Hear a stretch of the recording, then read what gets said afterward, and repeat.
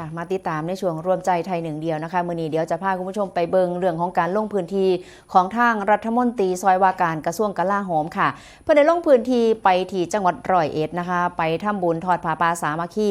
ภายหลังเยี่ยมให้กำลังใจครอบครัวพันตรี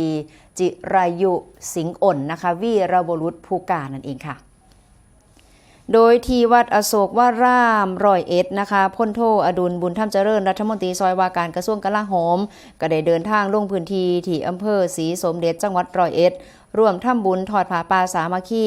พร้อมด้วยพลโทวีรยุทธรักษิณแม่ทัพภาคที่2และก็คณะเตรียมทหารรุ่น26และก็โรงเรียนนายร้อยจปรรุ่น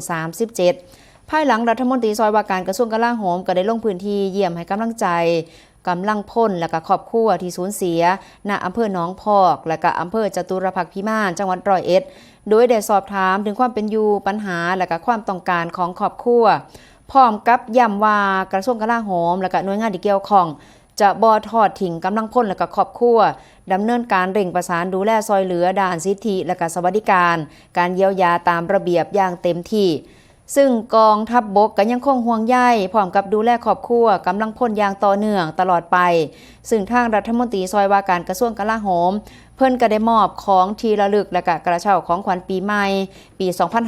2569 เพื่อเป็นขวัญและก็กำลังใจให้แก่ภรรยาบิดาและก็มารดาพร้อมกับกล่าวอวยพรปีใหม่ด้วยความอบอุ่นและก็จริงใจนำค่ะ